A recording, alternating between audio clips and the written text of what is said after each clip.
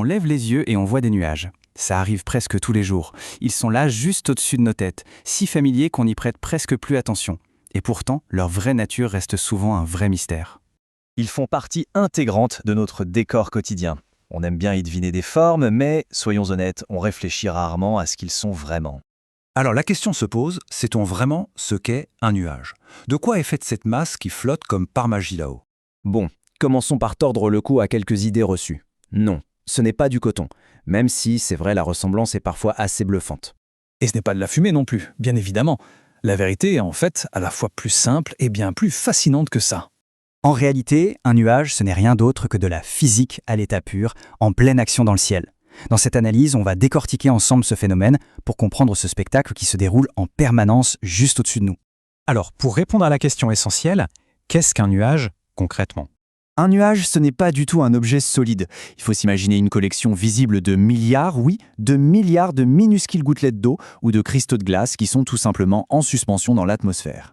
Et ce qui est incroyable, c'est que chaque gouttelette est si microscopique, si légère, que les courants d'air suffisent à la maintenir là-haut, à la faire flotter.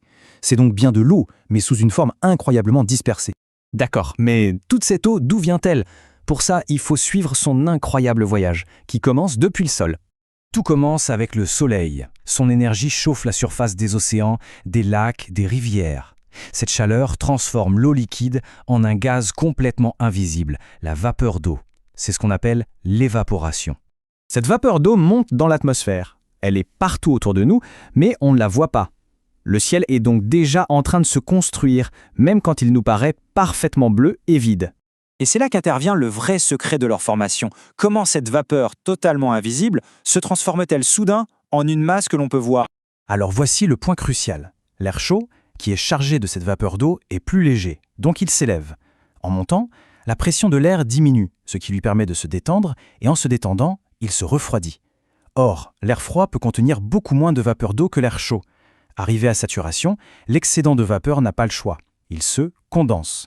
Il redevient liquide sous la forme de milliards de gouttelettes, et voilà, un nuage énorme. Pour le dire très simplement, un nuage apparaît précisément au moment où l'air devient trop froid pour pouvoir porter toute l'eau qu'il contient sous forme de gaz. C'est une loi de la physique, implacable. Une fois qu'il est formé, le nuage prend vie. Et sa forme, eh bien, elle nous raconte une histoire. Chaque silhouette est un indice précieux sur ce qui se trame là-haut. Tout est une question de mouvement de l'air. Si l'air monte de façon calme et stable, les nuages vont s'étaler en couches, un peu comme des draps. Par contre, si l'air est instable et qu'il monte rapidement avec beaucoup d'énergie, alors là, les nuages se mettent à gonfler et à bourgeonner vers le haut jusqu'à former de véritables tours. En résumé, la forme d'un nuage est littéralement la signature visible des mouvements invisibles de l'atmosphère. Chaque nuage est un petit bulletin météo à lui tout seul. Mais ce voyage a une fin, bien sûr. Le nuage ne va pas flotter éternellement. Vient alors le moment inévitable du retour sur Terre. À l'intérieur du nuage, c'est une agitation constante. Les milliards de gouttelettes ne cessent de bouger, de se percuter, de fusionner les unes avec les autres. Et donc, elles grossissent. En fusionnant, elles deviennent de plus en plus grosses et, logiquement, de plus en plus lourdes, à tel point que les courants d'air qui les maintenaient en suspension commencent à avoir du mal à les supporter. Jusqu'à ce qu'un point de bascule soit atteint. À un moment donné, la force de la gravité qui tire les gouttes vers le bas devient tout simplement plus forte que la force des courants d'air qui les poussent vers le haut. C'est inévitable, la gravité l'emporte. Et ces gouttes, devenues trop lourdes pour continuer à flotter, tombent. C'est la pluie. Le résultat simple, mécanique et inévitable des lois de la physique.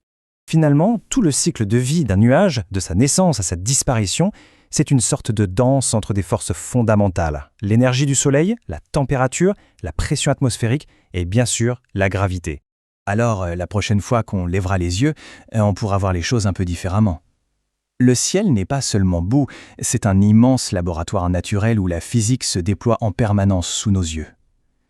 C'est une pensée assez fascinante, non ?